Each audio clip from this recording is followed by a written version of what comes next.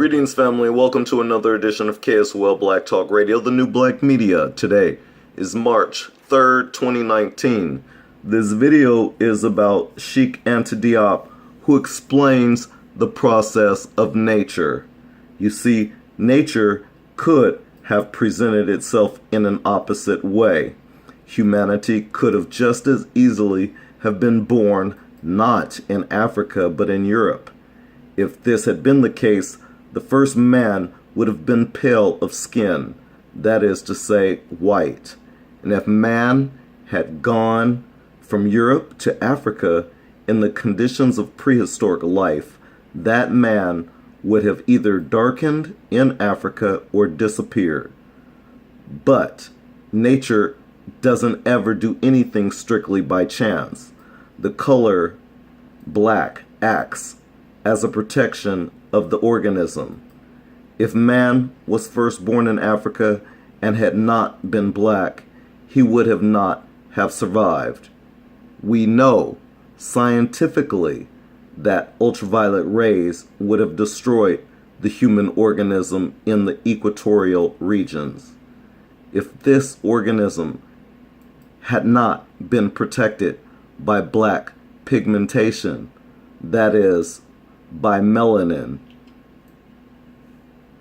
that is obviously why man first born in Africa was black. That's all. It's not something we need to be necessarily proud of. It is simply the fact.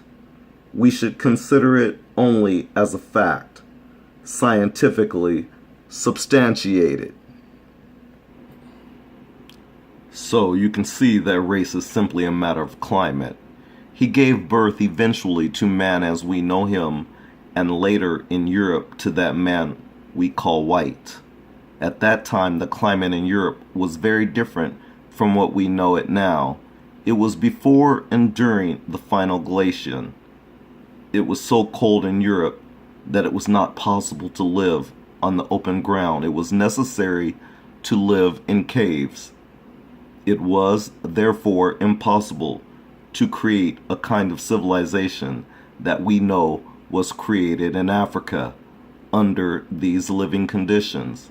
It was simply impossible, and this fact will explain why Africa was way ahead of the civilizations of Europe, adapting itself to these new conditions that were excessive, very crude. Facing these conditions, man became, over a period, a different man. The man we call Cro-Magnon man. This period I have talked about in such a short time goes from about 5,500,000 to 20,000 years ago. This is the first inhabitant of Europe, Grimaldi man. He came to Europe 40,000 years ago. Before I continue, family, I just want to point out that this chart right here is the human evolution chart. It's the one that you and I were taught in schools, that this is the evolution of man. It always starts with the monkey and it ends up with the white man. I find this chart very telling, for one, because it shows very clearly who is the closest relative to the monkey. It's the white man. He has exposed this to the world. He has told on himself, and this is where he says that he came from, the monkey. Whereas black people, we've always stated that we come from an original source out of Africa. We've never stated that we come from monkeys. Only white man has said this story and has told us this very story. So it's very ironic that every time you turn around and you hear from these white racists that they're always trying to deflect, or rather project, their chimping onto black people. They're always trying to project their apish behavior onto us. They're always trying to project their monkey business onto black people, when in fact we're not the ones who developed and came up with this chart. You are. This is the chart that you have taught us all, and this is where you said that you come from, the monkey. I'm going to be inclined to believe just that, but let me continue on to where our scientists say where we come from and the source that we come from. That is, as the humans of the earth, the black humans, that is. You see, family, according to our great scientist, Cheikh Anta Diop, he says we can fix the origins of humanity at 5.5 million years ago. This humanity comprised of 6 specimens. The first 3 specimens were born in Africa and became extinct in Africa. They never arrived at a potential for expansion and never left the continent of Africa.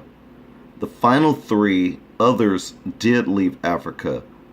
The first, which we call Homo erectus, went into Europe 400,000 years ago. He went into Asia 500,000 years ago.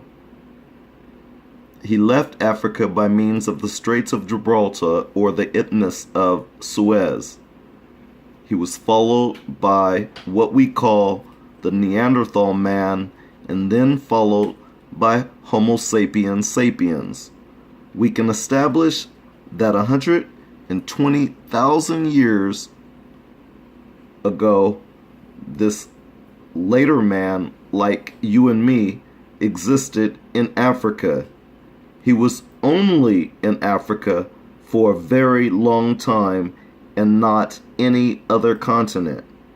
He lived in Africa at least until 40,000 years ago before he left Africa. Humanity was born and developed in Africa.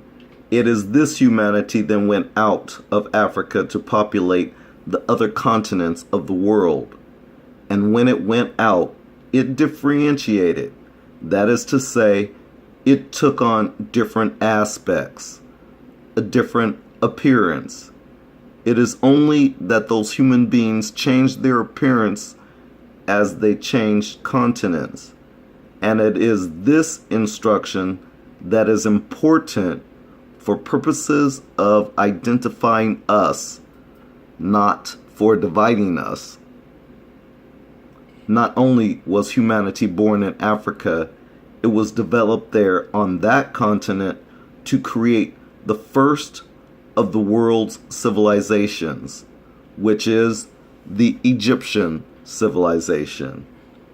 It was also this civilization that created medicine, art, and science, philosophy, which were passed on to the Greeks. And we will demonstrate this remaining always on very solid scientific ground without any emotional element involved. And so concluding, Diop contends that as far as science knows today, before 30,000 BC, there were no whites in existence. Yellow people appeared even later, around 15 to 20,000 BC. Today, science can rely on irrefutable material evidence to illustrate these facts. Considering that mankind developed in Africa and that this first mankind was black skin, blacks had to be at the origin of the world's first civilizations. The domination extended over the entire globe.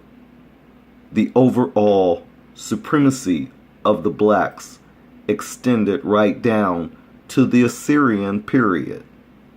The Greeks were forced to come humbly and drink at the fountain of Egyptian culture. Therefore, the respect paid the black man at that time was immense.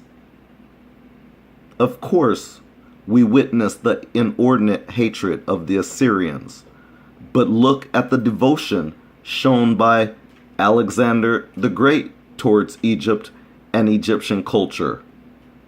After conquering the entire eastern Mediterranean basin, Alexander the Great went as far as to set up the entire capital of the empire in Egypt, not in continental Greece or Macedonia. So you see, the supremacy of Africa always remained in the minds of all those who know about the par excellence of the blacks. This is Guru at KSOL Black Talk Radio. Thanks for listening. If you have any comments, please leave it. Otherwise, leave a like, share, and we'll see you in the next video. Peace out. Thank you, and this is in honor to Cheikh Anta Diop.